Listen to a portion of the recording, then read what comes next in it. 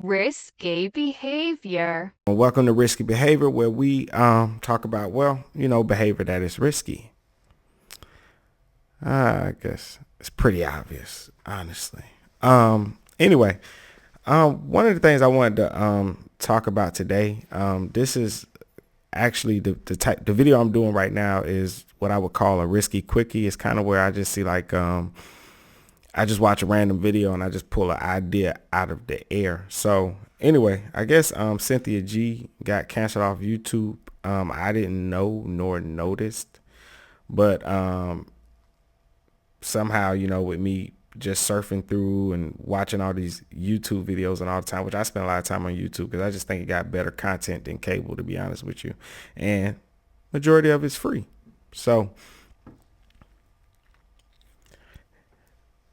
anyways, I see that she did an interview. What's this guy's name? I want to say Storm something. His name. Anywho, doesn't matter. And listening to her talk, because I haven't listened to her in a while, right? And listen to her talk, and she's not the only one, but just listen to how people talk on YouTube, the man, the women. Sometimes I wonder, is it necessary for us to talk about each other the way that we talk about each other and constantly beat each other down? It's like ridiculous. And for me personally, I feel like it just makes us look bad as a race of people. It just makes us look crazy the way we talk about each other and beat each other down and spread lies about each other. YouTube, apps like Clubhouse that I go on sometimes are, when I listen to people talk, it's like social media now is just this big old just venting session. Like everybody just, hey, let me run to the internet and just vent and just say mean things about people with my shared experience or that look like me. So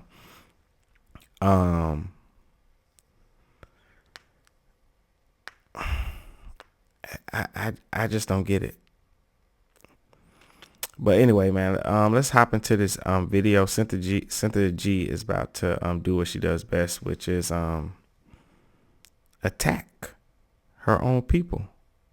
I'm not even gonna say like attack black men. I'm just saying she attacks her own people, which is crazy to me. But let's go ahead and get into it, because I don't want this to be too long. It's just a risky quickie. And so I pose a question to y'all. Is it really necessary for us to beat each other down? And a better question than that is, do you believe that black men are the boogeyman? Or are we really that bad? I don't know. I don't feel like I'm that bad, but are we really that bad? Women do not understand how men operate. Black women mostly do not understand it. I think black women, and I don't want to offend. Like I really don't. But it's almost like black women are mentally retarded when it comes to men. It's almost like they're mentally retarded. Being a fool for love. Being a Yeah. fool for love. Yeah. I'm sorry, I got to stop it like right away. You're going to hear her talk about how men abandon the children. So if men are abandoning the children and only the women are raising these men, but then you say women don't understand the man that they raised and that they taught and that they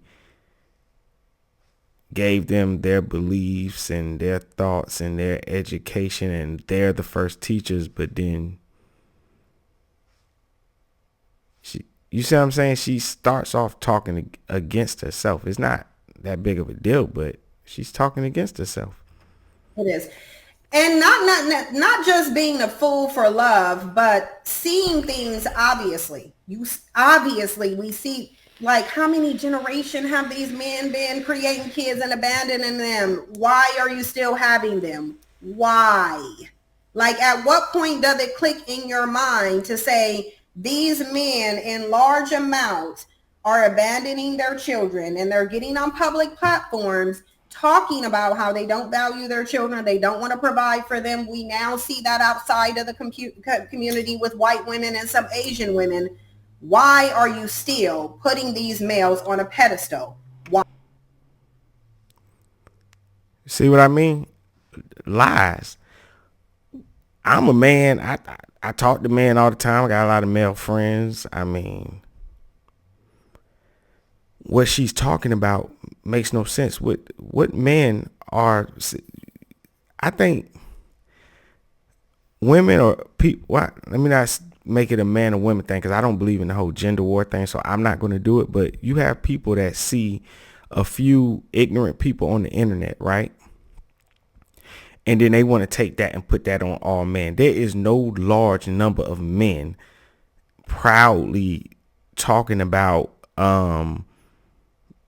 abandoning their kids in that way and stuff. That's not even, amongst men, that ain't even acceptable. Most men, if a dude is talking about like he don't want to be there for his kids and he's just being irresponsible and whatever about the children, most men ain't gonna stand for that, and they gonna look at that dude like he's a weirdo. Like, that is not a thing, like, at all. There is no huge number of men doing what she said that they do, you know. And people just believe these damn lies and they just run with it, right? But they have things called the black family household breakdown, right? And so when they talk about the black household, right, and I'm gonna be honest, the last one I seen and I read, I'm just going off memory, and I'm pulling other stuff up, right? But you have, out of all the black households, well, first let me say this, right? When people tend to want to attack black men and black women and they want to talk about our people, they sit there and they say, well, 70% of y'all are living without a father, right? Cool. But they're messing that statistic up. All that means is that out of all the children that are born, 70% of them are born to a woman who is not married. It doesn't mean that that woman is not in a relationship. A lot of black people these days do not believe in marriage, but does not mean that they do not believe in a long-term relationship. So they'll throw that statistic out to try to say oh man, 70% of y'all growing up without a father. And that's just not true. It just means that out of all those kids that was born, 70% of them, the woman wasn't married. It does not say if the child's father passed away. It does not say that, hey, they had a child and then they got married. It doesn't say that there was a child born, but they're in a relationship, but they just maybe neither one of them believe in getting married, which we know that people do, right? But they won't tell you the black family household breakdown that says that in the households, I think it was back, like, even take the year 2021 where it says 39% of households are married couples, right? Then you have 5% which are single fathers, right? So if I say 39% is married couples and 5% is single fathers, that knocks that 70% out, right? Then you have non-family households, it's going to be 16%. And then you have the unidentified households, which are around 9%, right? And the female, when it says female household, that's actually 31%.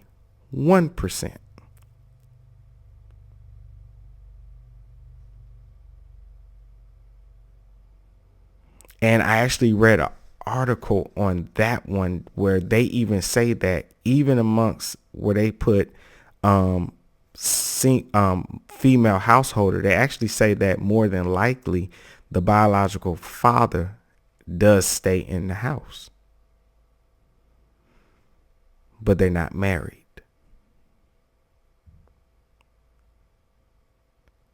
And so this is what I mean by us constantly trying to push each other down and spread lies on each other. Is like what she's saying is, like, from the people on the outside looking in, when you speak the way you speak, you think that you're bashing the other gender, but you're not. You're just making all your people look bad. If as a black man, if I sit on here and I just want to say bad things about all black women, they don't just look at us and say, oh yeah, the black women are bad. They look at all of us in the same light. Those, whoever is out there that may be judging us, they're not going to say, oh, well, the black men are good, the black women are bad. No, they're going to say, man, them people are messed up. Right? That's what they're going to say. So there's no need for us to spread lies and attack and say people are abandoning, especially this is black men abandoning their children when the CDC came out and said that black fathers are the most involved. She just says things for what? Why do you want to make your people look so bad? Like, I don't get it. It's crazy. Why? Why are they still your preference? Why are you still willing to have children when you know 9 times out of 10 they're going to abandon it? They're not going to take care of it. I mean, listen, we've seen a lot of creators on YouTube say, F you and them kids, or if y'all cause me too much stress, like, forget it. Just holler at me when you 18, holler at me when you 16. And it's like, wow, so easy just to say F your kids. Like, that's crazy.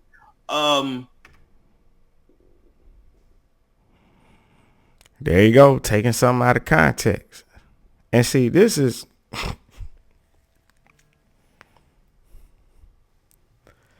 I think we've probably seen maybe at the most 5 minutes of this content. And I'm not going to stay on this because it's somebody else's video, and I'll post the original video in the description. But this is just all I wanted to touch on. Like I said, this is Risky Quickie. I'm not going to stay on this too long. I just wanted to ask the question about, is the black man the boogeyman? Are black people really that bad? Do you feel that way? Is it healthy to think that way about your people? Because then I have to wonder, how do you see yourself if that's how you see your people? How long are we going to keep on with the lies? Right? He's talking about guys talking about F them kids. Well, I've heard him say, well, like, he doesn't have children. So of course he doesn't understand that when a person says F those kids, right? And he followed it up and said, well, I'll see them when they're 16. I'll see them when they're 18. Well, and I've been through this, right? I didn't say F them kids or anything, but I have been through certain situations where a person will make it hard for you to see your kid. I've had simple disagreements on the phone and that person come and take the child away. Well, I'm cutting your visitation short. No, you're not. Next thing you know, you get a knock on your door and it's the police. And you're explaining to the officer, man, I'm supposed to be seeing my kid today.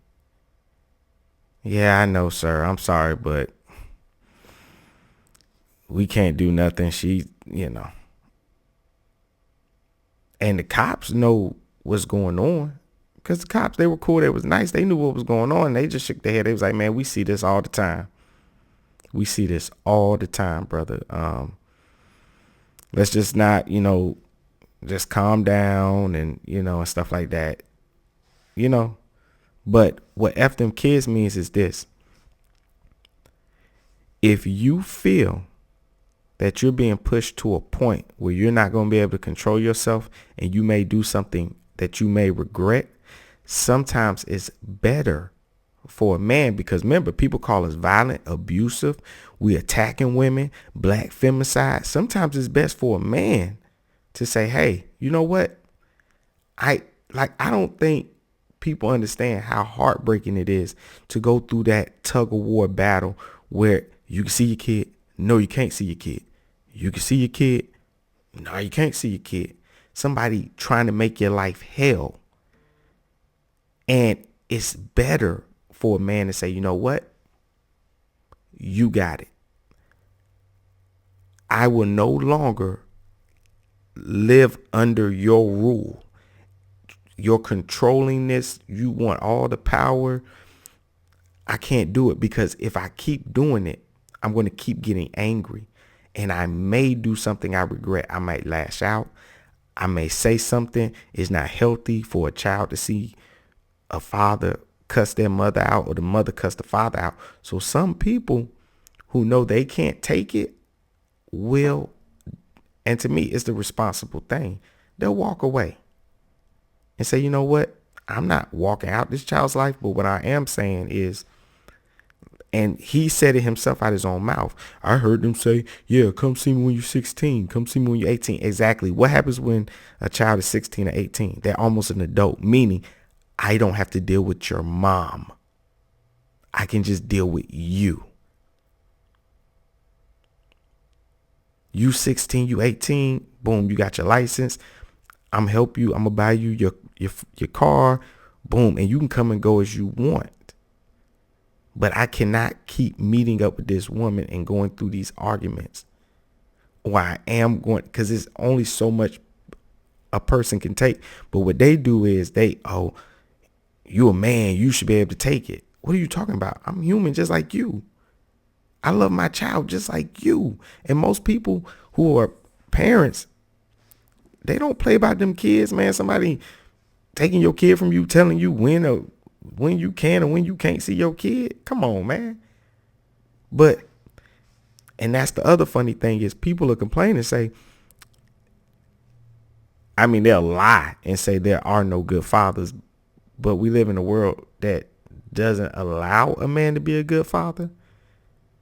And then when you don't allow him to be a father and he walks away and says, you know what, I'll make the sacrifice and just wait till they're 16 and 18, and hopefully we can have that conversation and they'll forgive me and we can build from there, because what's going on right now is only going to lead to violence and dysfunction and just toxic behavior, risky behavior.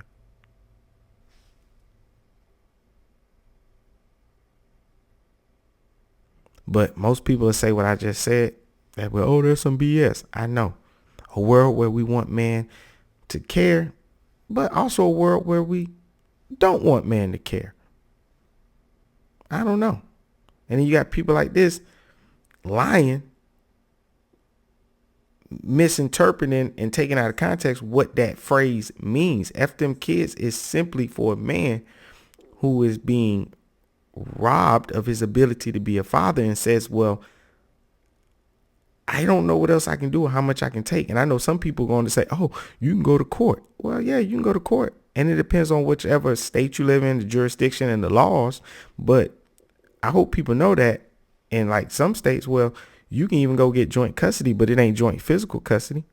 You still have a primary parent and a secondary parent. Trust me, I know. I'm not talking something I think. I'm talking something I know.